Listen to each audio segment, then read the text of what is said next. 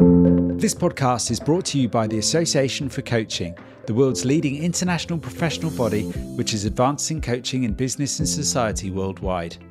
I'm your host, Rob Lawrence, and in this new series we are celebrating 20 years of the Association for Coaching by reflecting upon the journey so far. I meet with founders, coaches, leaders and members who contributed to the AC's journey to learn more about their experiences with coaching as part of our global community. Together we explore the impact that coaching has had on the world so far, what we need to be thinking about for the future to create more positive change whilst tackling some of the world's biggest challenges. Each week, you'll hear how coaches are working and collaborating as a global community together to advance coaching worldwide. Hello and welcome to a very special episode celebrating both coaching and 20 years of the Association for Coaching. Today we're going to be talking about some of the key influencers in the coaching industry, as well as being joined by two key influencers who have made their own contribution to the Association for Coaching's journey over the last 20 years. With me today are two highly acclaimed and respected coaches. Philippe Rosinski, with 30 years of international coaching experience, has been described as a world authority in executive coaching, team coaching and professional leadership development. Philippe is a lifelong honorary fellow and member of the Global Advisory Panel to the Association for Coaching and is the author of several books, including Coaching Across Cultures. Philippe was also the first European to be awarded as Master Certified Coach by the International Coaching Federation. I also have with me Carol Wilson. Carol is a fellow of the ILM, a trustee of the Mo Foundation, and had a voluntary role up until 2012 as the Head of Excellence and Standards at the AC, overseeing accreditation, coaching supervision, and course recognition. Regarded as an expert in all areas of management training and with a rich background as an MD and board director in the music industry, Carol co-founded Culture at Work with coaching pioneer Sir John Whitmore.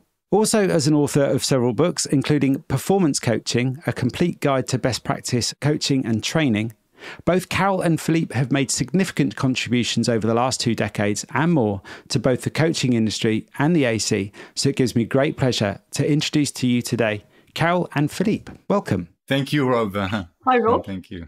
It's great to have you with us in our conversation today, and I'm very much looking forward to chatting with you both as key influencers and contributors to the coaching industry. Maybe, Carol, I could start with you. I'm curious, how did you get involved with the Association for Coaching?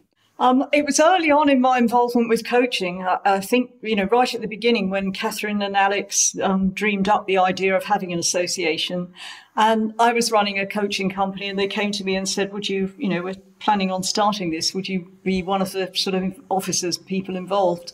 And people coming to me with things like that all the time. And I thought, well, it probably won't come to anything, but I really like the people. So I thought, yeah. So I said, yes, I'll go along with it. And wow, look, 20 years later, just look and see what they've done. It's amazing. So it's been a very big part of my life, the Association for Coaching. It's helped me in numerous ways, meeting amazing people, learning a lot, being able to contribute a lot and, mentor and help others. It's really been important to me. That's great. And how about you, Philippe? How have you been involved in the Association for Coaching? How did you find the AC?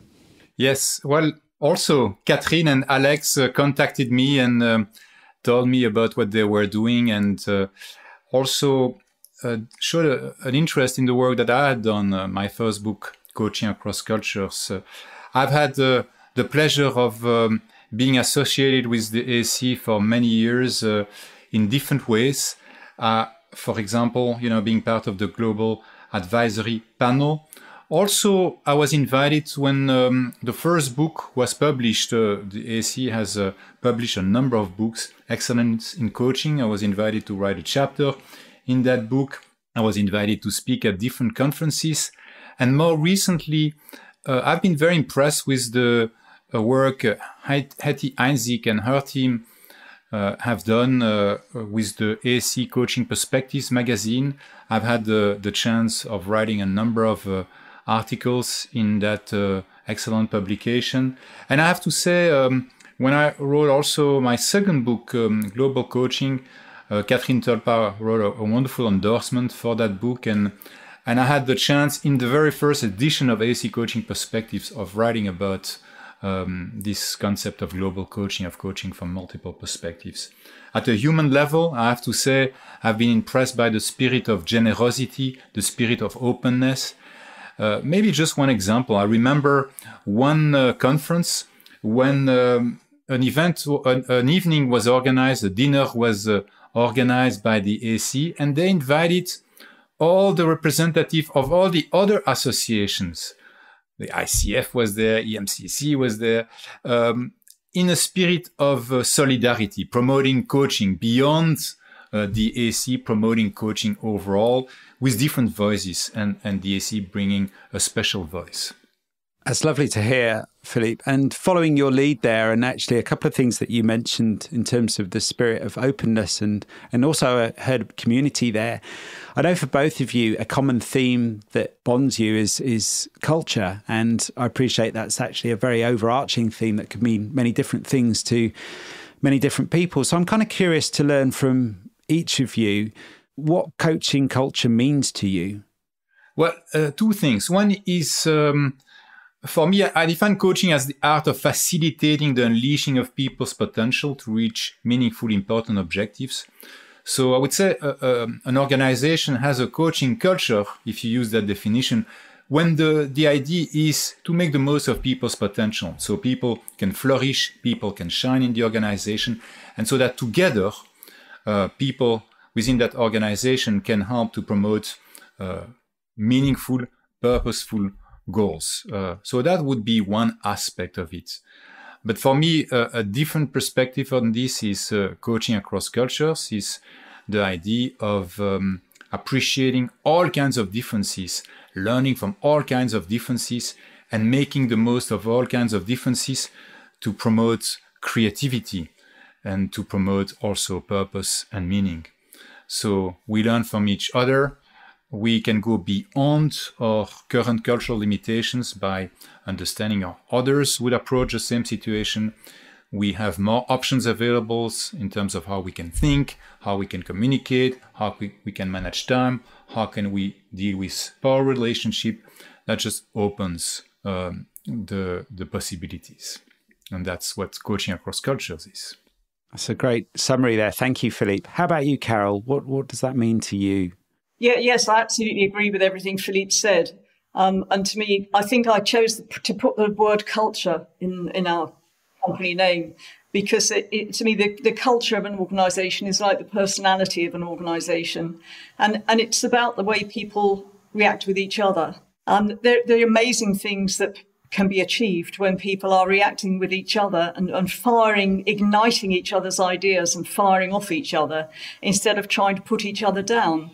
And in my corporate life, which lasted some 25 years, I experienced both. And we'll probably talk about Virgin later. I started at Virgin, which had a very, very alive, open culture, very exciting, and then went into the big corporations, thinking I'd be able to achieve so much more there with the bigger budgets and so on, and found that it was very hard to achieve anything at all.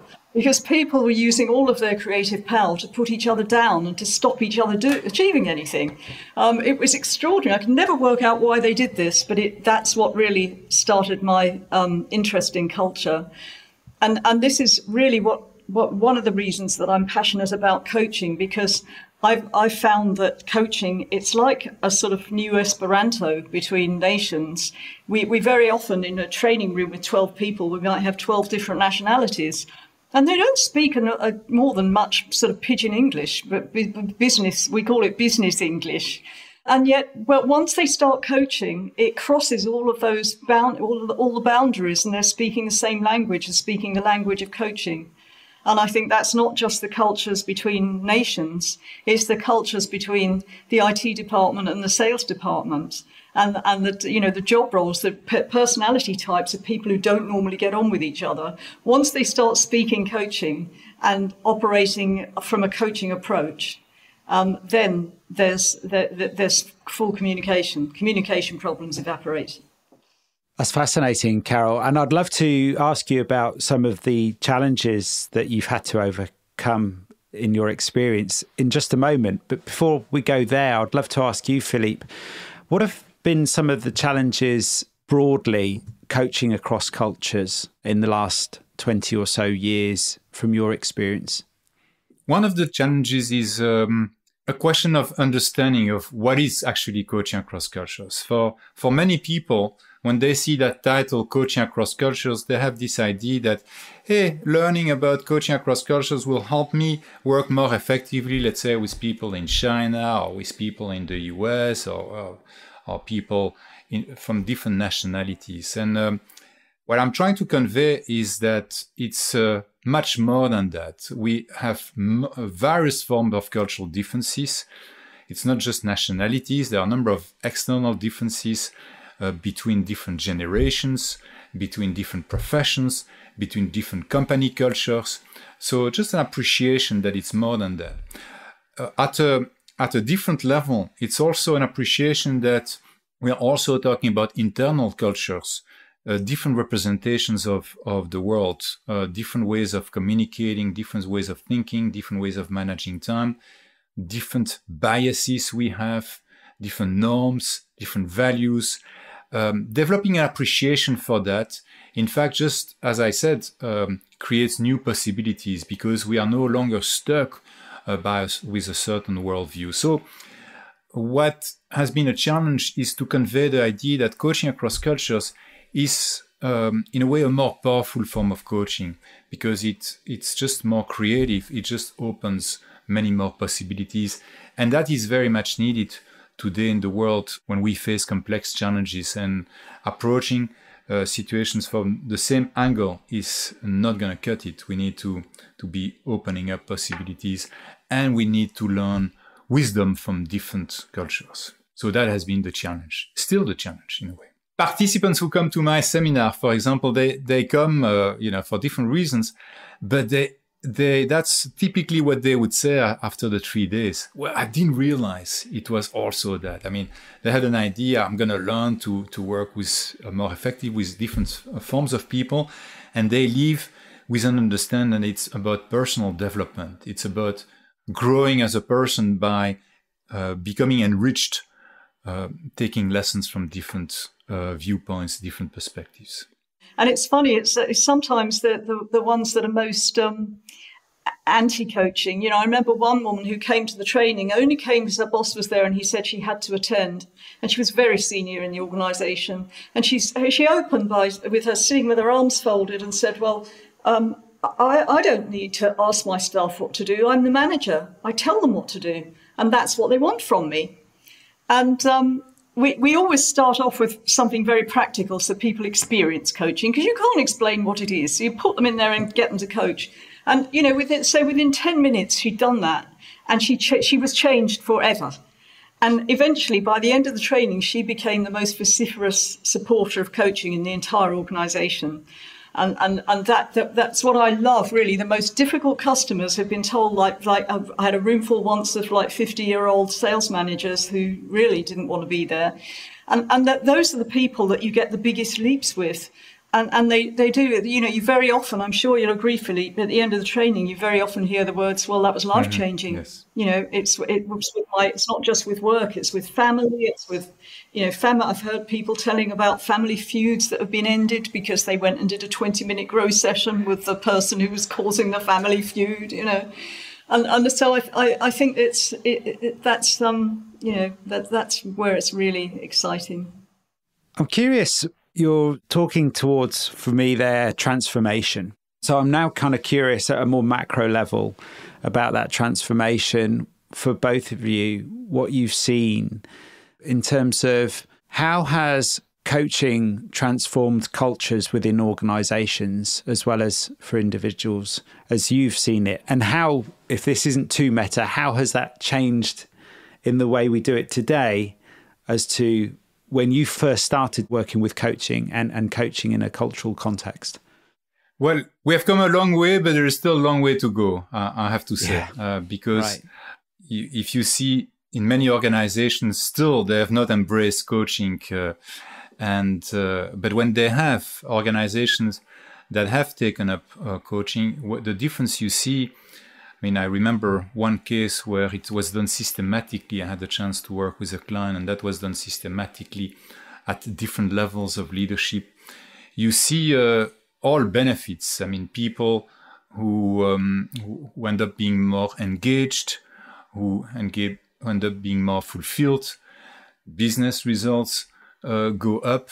But it's not just about achieving more profit or more market share. There is a sense of meaning and purpose, also a sense of direction in what is being done. So what I've seen is when that happens, you need to have people in charge who are ready to, to question themselves. The example Carol was giving, at least that person was not open at the beginning, but you're able to get her to open up. That's going to be very essential, because when you have somebody like that at the top who is ready to be vulnerable, to not just say middle managers are going to go to some form of trainings, but to take that up themselves, then you see miracles really happening. There is still a long way to go, because in many organizations that is still not happening.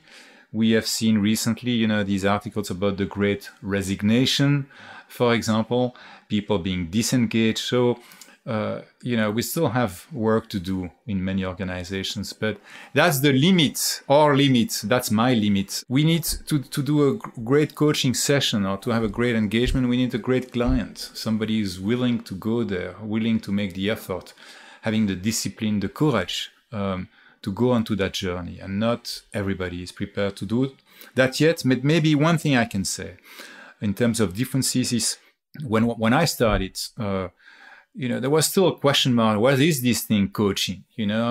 How legitimate is that? Is that a fad? And now we have seen that coaching is there to stay. And we see this more institutionalized. We see the best universities having coaching programs, more research in coaching. So that is the difference today. There is an evidence base that is being built up. We have programs in universities about coaching. So it is becoming more ingrained in society. But again, there is still a long way to go. Carol, I'd love for you to add to that. I think I really took Philippe's point of the difficulties in an organization when many people take up a coaching approach and do coach training and have coaches and so on. And I think the most common hurdle that we come across is that people saying, the top person saying, fix my team. There's all these problems with my team. They're not behaving properly. They need coaching. And then we say, how about you? Are you coming on the training, which is going to last for several months? And I had one American guy say, give me the Cliff Notes. The Cliff Notes are something American university students use, which reduce all the books to a few paragraphs, the essential paragraphs that you need to know. And I'm still, I had it last week, a Cliff Notes comment, right, these are very senior managers, so they can give you 4 hours, and the rest of the organization are doing 5 days spread over 3 months. But we've been coaching for years because we're senior managers. So we just need 4 hours. We know the GROW model. We've read about it. And it's a stumbling block because you do get people further down the organization who are, more and more of them have done the coach training, and the organization starts to change below. But it can be sort of very painful for them bumping up against someone who doesn't understand the practice. But I think that one of the things that does tend to happen is if enough people do become coaches or take a coaching approach in the organization, the senior people start to notice the difference, and they start to realize that those people are working better and more easily and more comfortably and more enjoyably than they ever did. And they start to want some. Start to want some of this new knowledge. So then perhaps they'll book a course for all this, a very exclusive course for all the senior people in the organization. So they all work together. And by the end of that course, they've actually realized that, working on a peer level with all their staff, however far down the company they go, is so much more comfortable and exciting for everybody, including the people at the top. So then you start to get the breakdown. As Philippe said, we've come such a long way. I was asked I remember 2001, I was at the big HRD conference in London. And I told an HR person there, I run a coaching company. And he said, what do you mean you organise buses? So we've come a very, very long way. I think nearly every organisation is having some sort of nod towards coaching or having coaches or training or whatever. We're all over the world. We've got clients from Saudi Arabia and everywhere. But But as Philippe said, we've got a very long way to go as well. Just staying with you for a moment there, Carol, in terms of your involvement with the AC, what have you seen in the last 20 years as being some of the most effective training that's created a transformation for either individuals and or organisations? Well, I'm a very great believer in the basic training. I mean, I think coaching is we always say coaching is like riding a bicycle. You know, we can tell you how to ride a bicycle and you can walk away from that knowing how to ride a bicycle, but you won't be able to get on one and ride it away.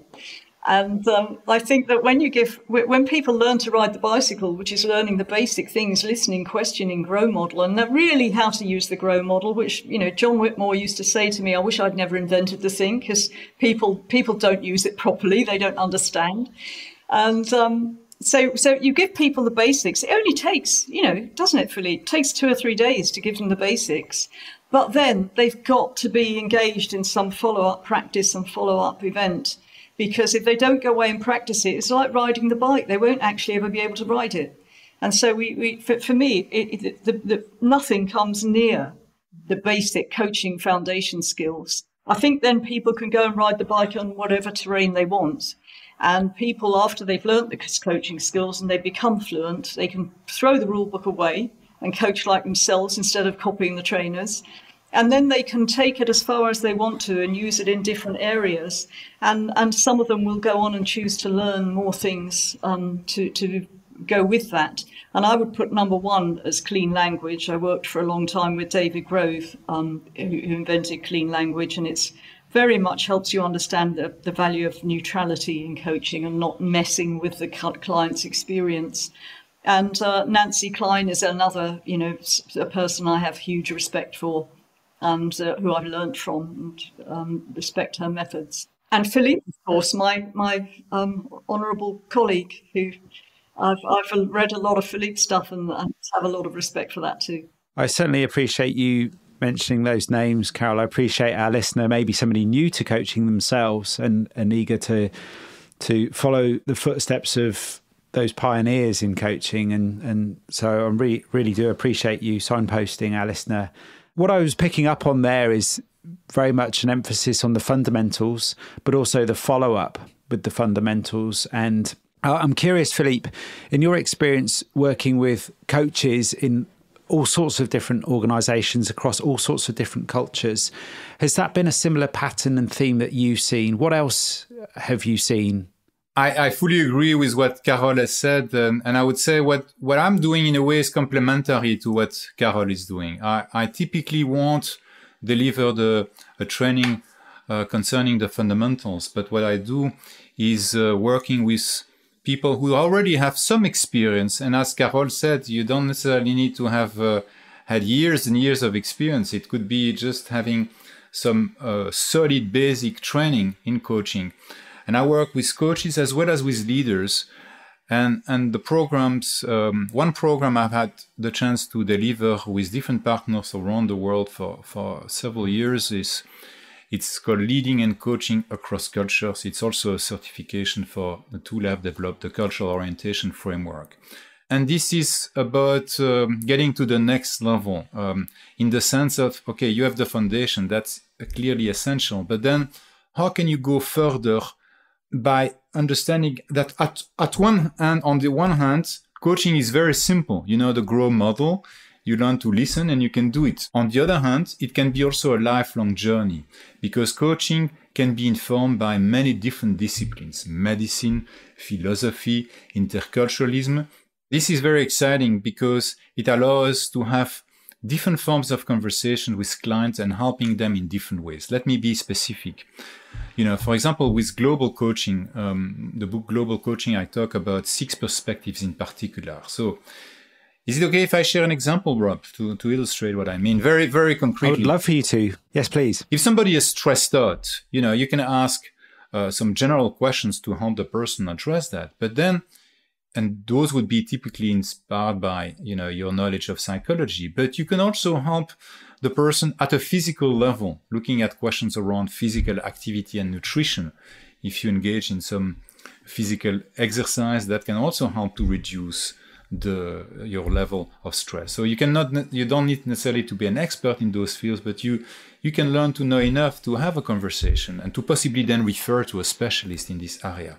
But the conversation could also be around meaning and purpose, and that can be informed by philosophy. Different philosophers can help you have a conversation with the clients around questions about meaning and purpose. That opens different possibilities. If you can have a life that is more in line with what you truly want, you're also going to be less stressed out than if you live a life that is misaligned with what you truly want. A political perspective, yet a very different field. You can help somebody recognize that, hey, I want all these things, but I don't have the means, I don't have the power to make things happen. And because I feel powerless, then I feel stressed out. So you can help, from a political standpoint, help the person understand why do I feel powerless, and most of all, what can I do to gain more power, have to have greater impact and less stress.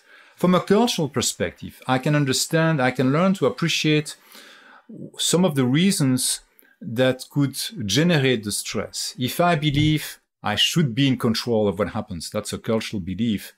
Well, when things don't happen as I would like them to happen, I will feel more stress. But conversely, if I believe in inshallah, what God will, what God wants, it's a question of faith and luck, then, I can learn to better accept what I cannot change. And the goal is not to replace one with the other, but to somehow combine the two perspectives, control and humility.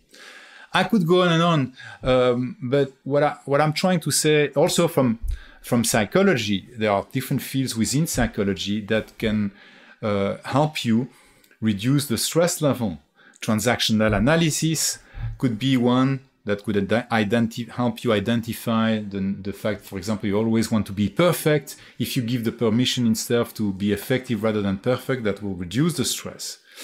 If you believe that you have to please everybody and you give yourself the permission to take care of yourself, that will also reduce your stress. Positive psychology. If I learn to focus not just on deficiency but on strengths, that will also help to reduce the stress. I guess what I'm saying is that, yes, at one level, coaching can be very simple. But then what is also exciting but more demanding is to continue to learn from different disciplines. So we can help clients in different ways as well as we can help ourselves to make the most of our lives.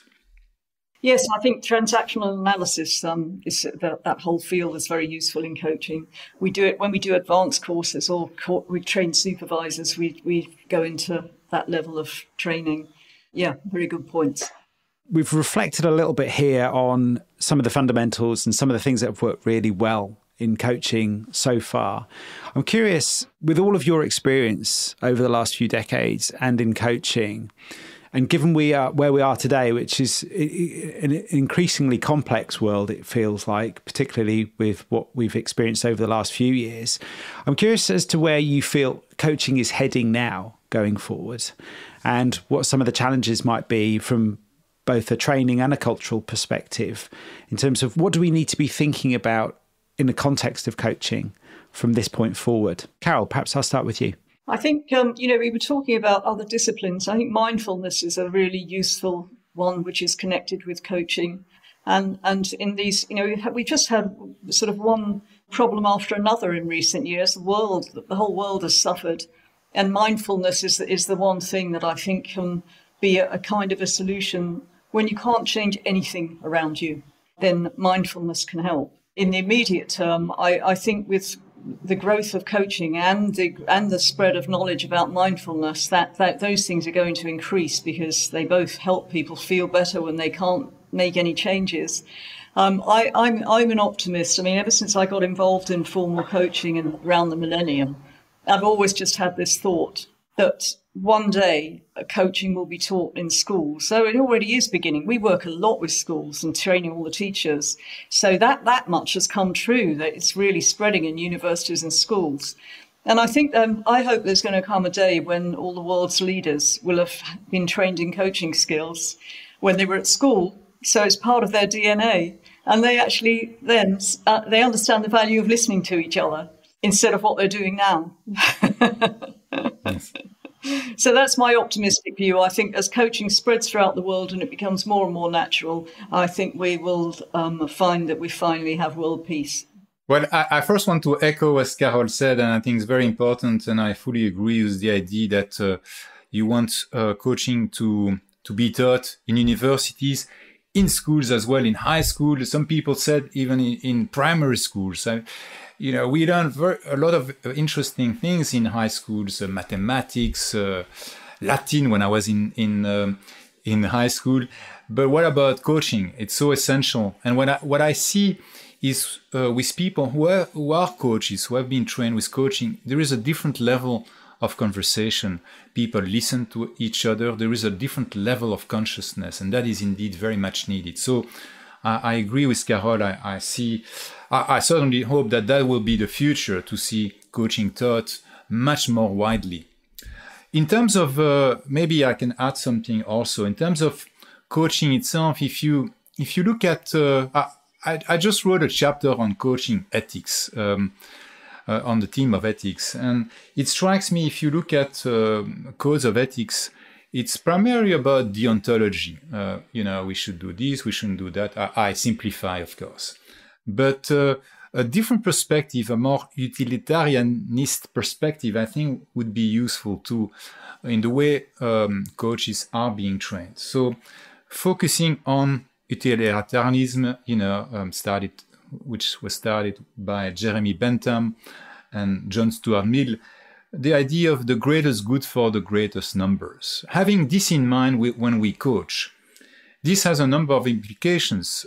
So it's not just about maintaining confidentiality, ensuring there's no conflict of interest, but it's reflecting on what is the impact we are bringing with coaching. What are we helping?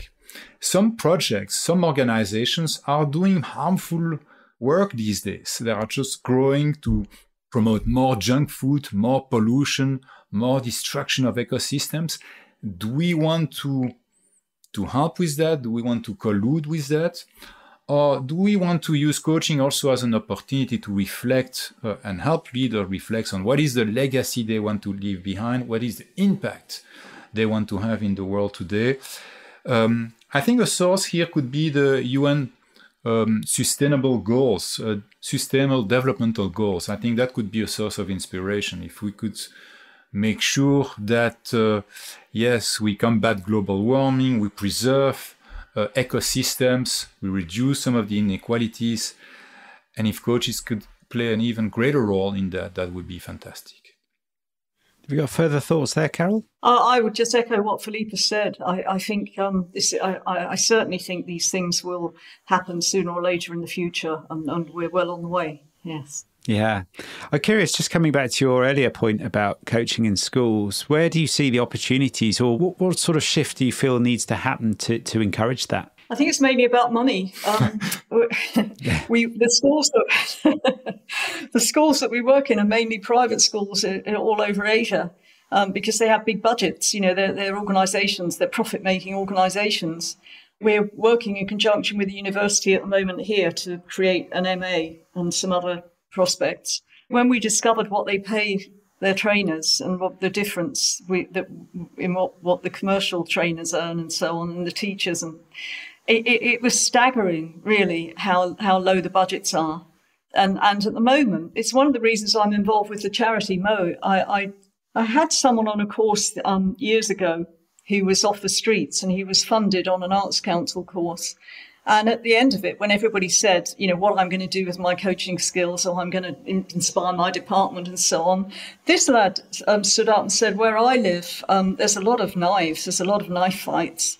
He said, what I've learned is that I may be able to stop the knives coming out with words. If I can use the words before the knives come out, I can stop someone getting stabbed. And I thought, this is where these people need coaching. They need the coach training, not the executives who pay high fees for coach training.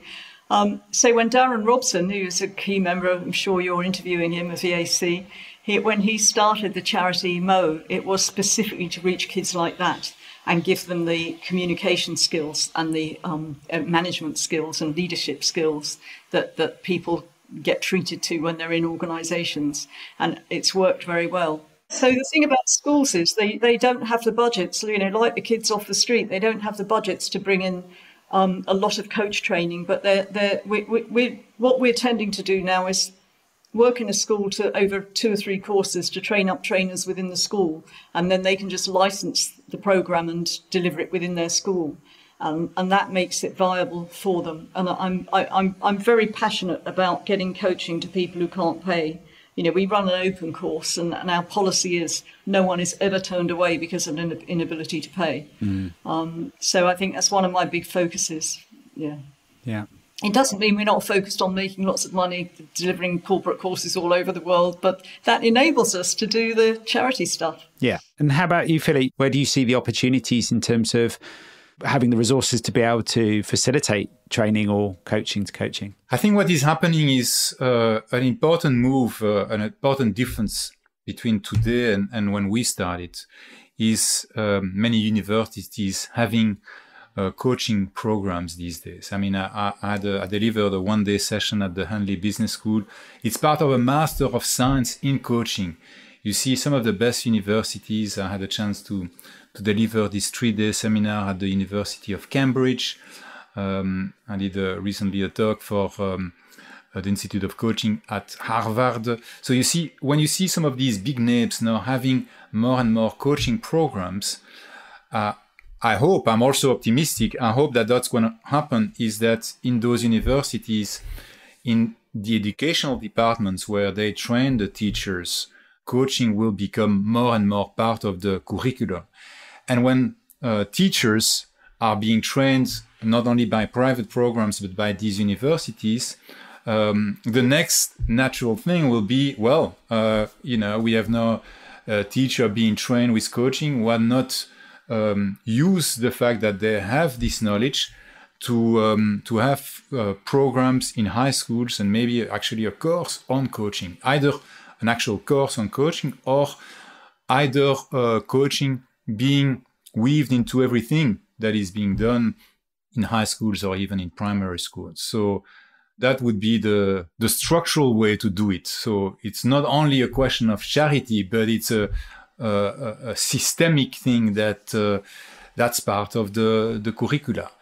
Again, there is still a long way to go, but if you think of where we were a few decades ago, I remember some famous professors, university professor, I'm not going to mention his name, was scoffing at coaching. He was not taking that seriously at all. And then a few years later, now he's writing articles presenting himself as a coach. So we have come a long way. That should give us optimism. But yes, now there is a question of training all teachers so they know about coaching and they are able to educate children and teenagers. That's great. I love that story, Philippe. Thank you for sharing that with us. And I think that's an interesting reflection of how people are coming around to coaching in many different ways. And that story alone sort of characterizes a number of stories that I hear a similar thing where that's happening. Carol, just going back to your background, you mentioned working with Virgin earlier, and the what sounded to me like a very cultural difference between the experience you had there. What I was picking up on there was very much a sense of it can be done, it is possible, or a sense of possibility there. And then going into that corporate world where it was absolutely not that culture at all and quite the opposite by the sounds of things. I'm curious, are we still dealing with that today? And what did you learn from those early experiences that you feel could be applied more of today from a coaching perspective to encourage people towards what Philippe was talking about there, that shift, that transformation from, coaching being this thing that doesn't make a difference, where really it can be something that can make a difference? I think in a way it all boils down to, if you've got people working in an organisation, make sure they have what they need, make sure all the systems are in place that support them and so on, and make sure you've answered all their questions and that they know you're there if needed, and then get out of their way. Just get out of their way and they will fly. I mean, I remember the very first meeting when I was given my first team at Virgin, and I suddenly had 5 or 6 people reporting to me, and that we were, the first meeting was coming up, and I was thinking, goodness, they're going to realise I don't know anything at all. What on earth am I going to do here? And because there was an expert in PR, you know, and there was someone else whose field was something else. And it made me think, I thought, right, what does Richard do when you always think of what does your boss do? What does Richard do when he has meetings with us? And I remember it was the very first time I ever identified the difference with Richard. He asked us, because he didn't know anything at all and he was dyslexic, knew nothing at all about the record business or music, he never listened to music. He just loved building companies. Probably doesn't know anything about trains and planes and definitely doesn't know anything about spaceships. But he loves building things and he loves inspiring people. He just loves to see how if he sits people down and says, come up with some ideas, he loves to see the amazing things they could think of that he wouldn't have thought of himself, and the amazing skills they have. And that was what I discovered in my first meeting. I just asked each one of these people, right, you know, you're in PR. What do we do with this? How do we start? They just loved it. I mean, they loved it far too much to notice that I didn't know anything. And this is the big fear that I think with authoritarian bosses, that they're afraid they'll lose their authority if they ask instead of tell. And the opposite, of course, happens because people just fly. And it's wonderful to watch. And it's so much easier. It saves you. Another big barrier that people put up against coaching is, I haven't got time to sit and listen to people. I haven't got time to coach. And of course, once you build this relationship, the coaching relationship, where there's no blame, so they know they can come to you. If they've got any problems, a virgin, if anything went wrong, never mind if it was your own fault, the first port of call was get Richard on the phone. And so if people know they can come to you when they need you, they can just take things and run with them and have a huge sense of satisfaction with everything that they achieve. So it saves you the time of having to work out what someone should do and read all the reports, tell them how to do it. You don't need to do any of that. Just hire someone and say, get on with it. And I'm here if you need me. And I think that's the essence of the coaching approach for me. That's lovely. Thank you, Carol. And coming back to your story there, Philippe, about the professor, what do you think it was? What was it, the essence of that transformation?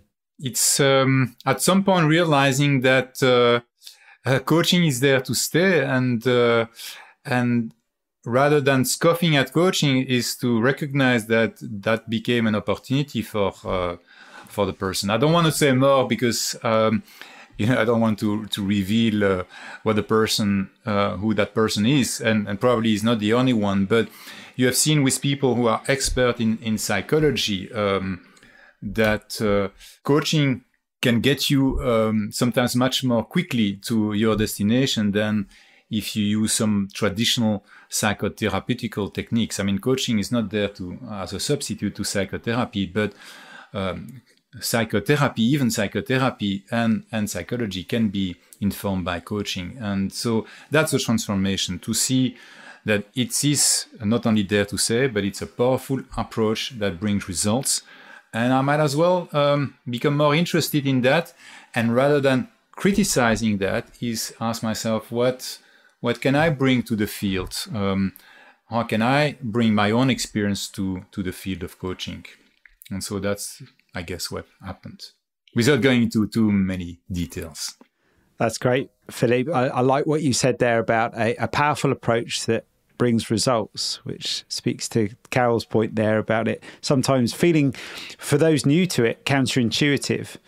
But it's about creating space and asking questions, is what I was hearing there. I'm not a purist, I have to confess. I ask questions and I listen. That's primarily what I do.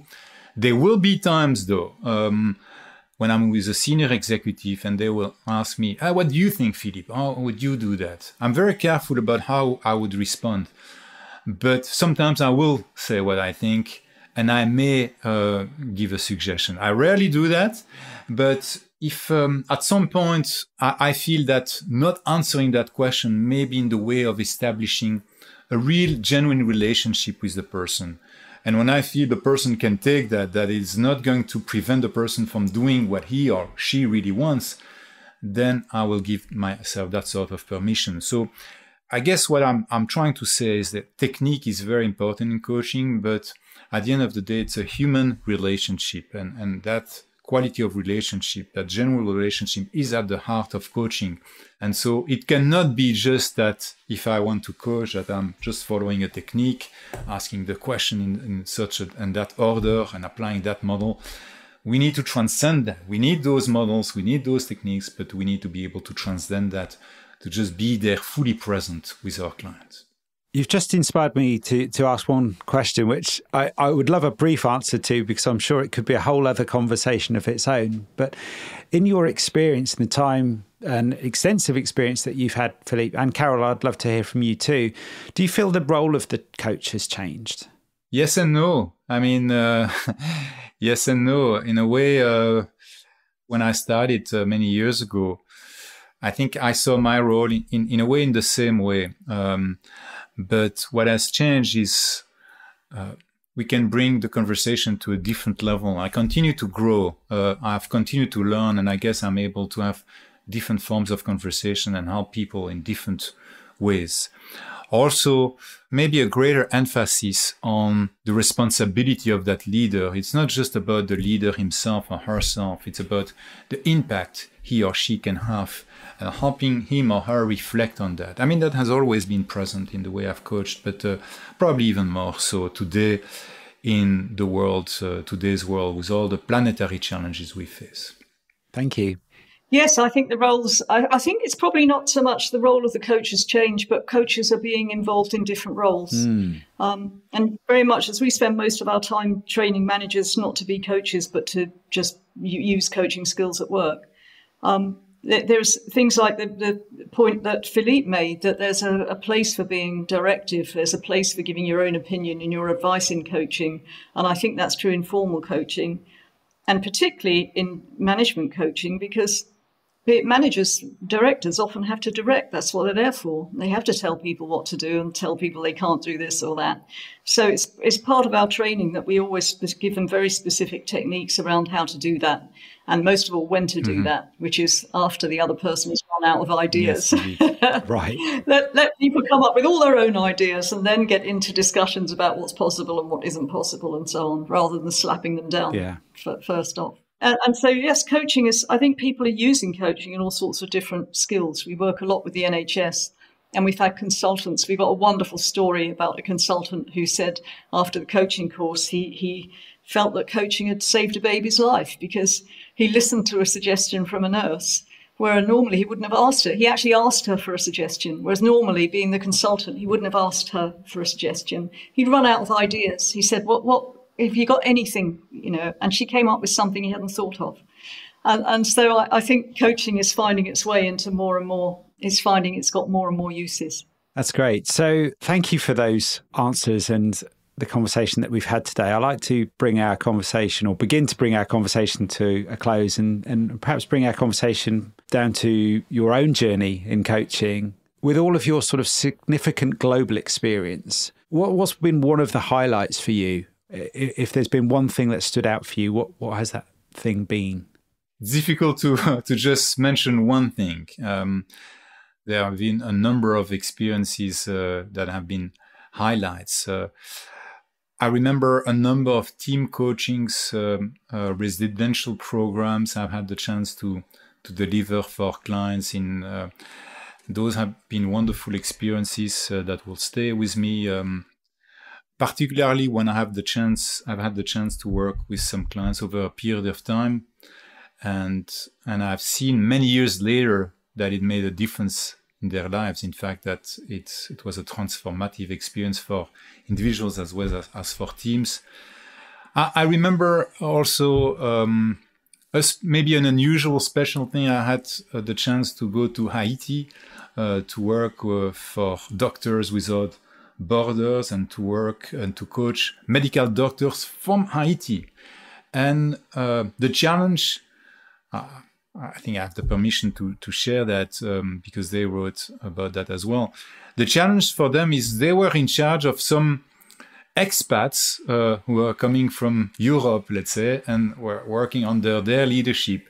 How to manage those people, who thought they knew more, but they were the medical doctors there in Haiti, from Haiti, and working with them in a place that is very difficult, where they are risking their lives and saving lives. That was really special for me. And to help them a little bit do something that is very meaningful. But it's one of many experiences I've had. Again, the most rewarding is to see 20 years, I can say even 30 years later, people I've worked with, and that made a difference, not just then, but in their whole life. That is extremely rewarding. Thank you, Philippe. How about you, Carol? I've had more time to think while Philippe was talking. So I've thought of a couple of things. One is, it was such a privilege to know John Whitmore and to work with him and to build training horses with him. And one of the things he always used to write in his own workshops, he'd quite often write on the flip chart, which is what we used to, this was before we used PowerPoints. He'd write on the flip chart at the beginning of the training, "This is not the truth." And it was about the fact that I've noticed that we are all rather attached to our very first training, how we first learned something, our own technique or methodology or whatever, or even what it is we're learning, whether it's coaching or NLP or clean language or something. And this is the way, this is the right way to do things, and other people haven't quite got it right. I've seen that tendency so many times in our coaches and in myself sometimes as well. And so to me, it represents the open, inclusive nature of coaching that John would always say, this is not the truth. You've all got your opinions, you've all got your experience. They're as equally valid as what I'm about to say to you today. And so I loved that. And the other thing is, it goes back to the global culture thing. I mentioned that someone had solved a family feud. I mean, this was an Indian man who lived in India who came on one of our global courses. And he said, he came back, for the sort of review, he came back and said, there's been a feud in my family for 20 years. And I went to the person who was really the only there was only one person in the family who could end the feud. And I coached her with growth for 20 minutes and she ended the feud. And now the whole family is unified. And I thought, this happened. He only had 2 days of training, and this happened on the other side of the world in a culture that I don't know or really understand. And that was really spoke to me of the power of coaching, how simple it is. And the other thing is the way it's crossing cultures, the way coaching is bridging cultures. We have clients in Saudi Arabia, who've actually said to me, don't put any women on the slides. You can't have women on the slides. And yet they chose a woman to work with to design and deliver. I have to send a man to deliver it, obviously. But they chose to work with me. And working in the Middle East, I found there's such a desire to cross over and make peace and be friends with the West, and accept our ways and so on. I did a talk once to 13 men who were executives in an oil company in Abu Dhabi. And I was warned beforehand, whatever you do, don't touch them. You're a woman, you're unclean, you mustn't touch them or they won't have anything more to do with you. And so I was thinking I mustn't shake their hands, So when you meet people, the first thing you do is put out your hand to shake it. I was practically holding my arm down to make sure I didn't do this. And they entered the room and all 13 of them walked across the room with their hands stretched out to shake my hand. And I thought this is, this whole coaching attitude, it's a lovely thing.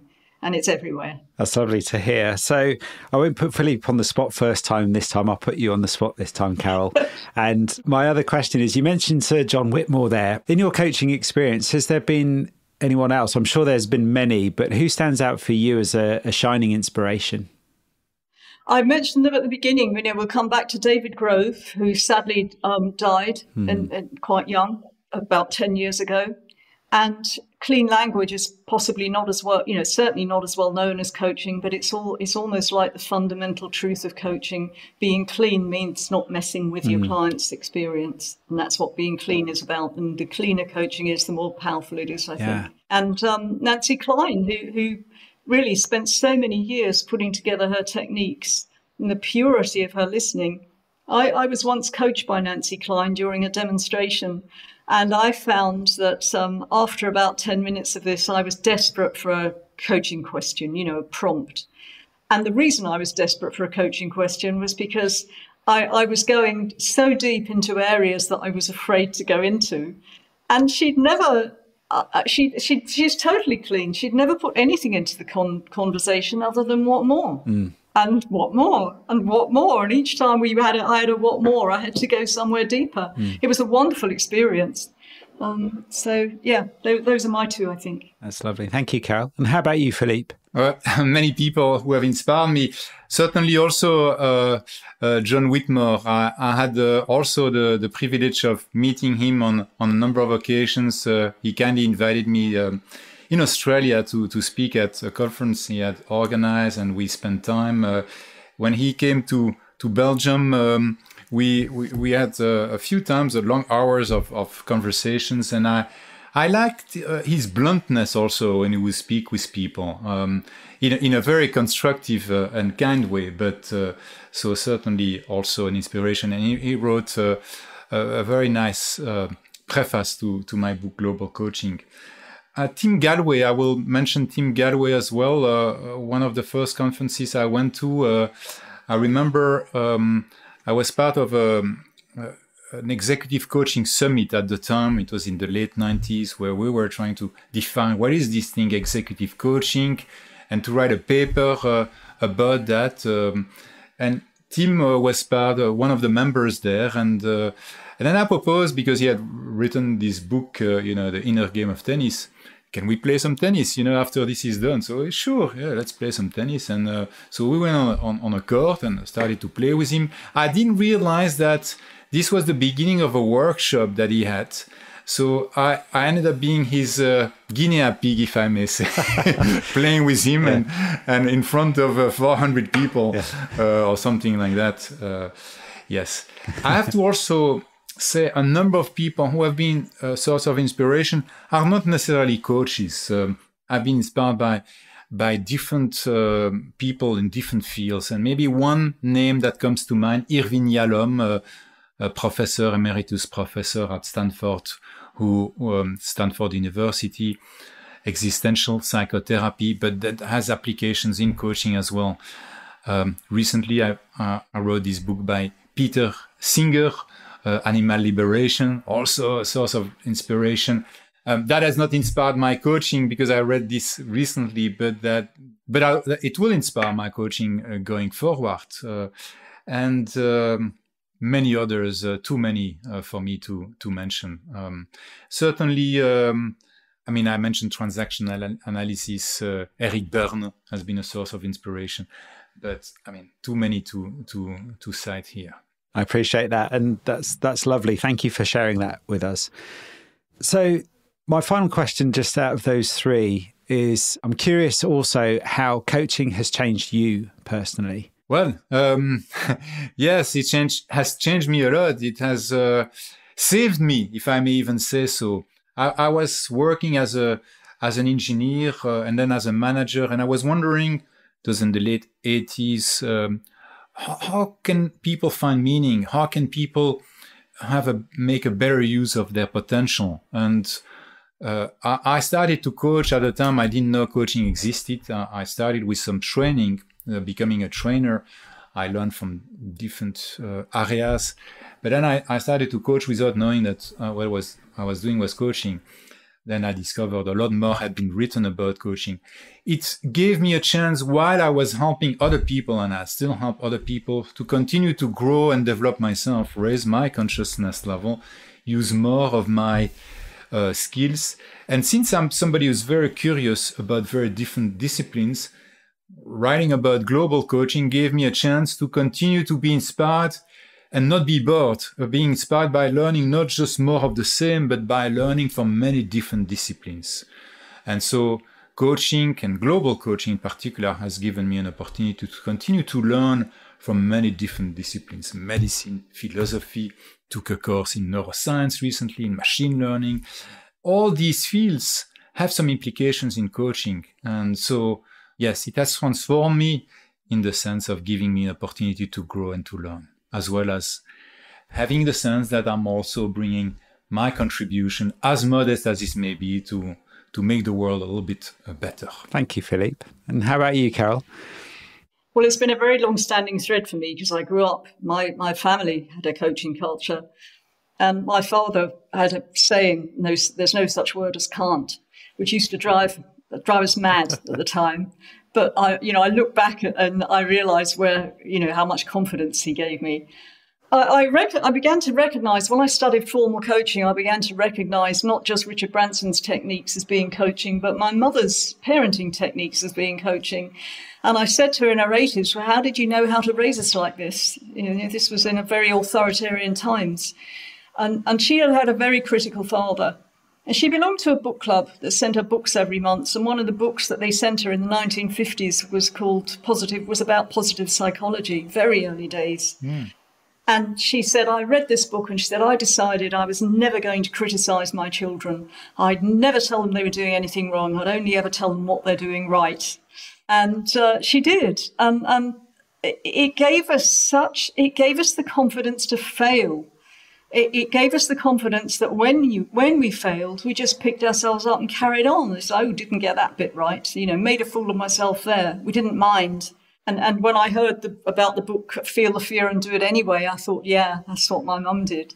And then, of course, it led to some difficulties because eventually I went out into the workforce and didn't like being told what to do. Well, even at school, I wasn't used to being told what to do or what to think or whatever. I was used to being encouraged to create my own opinions and achieve things through that. It was very positive, but it didn't always fit in with the mores of the time, which was a very formal authoritarian structure.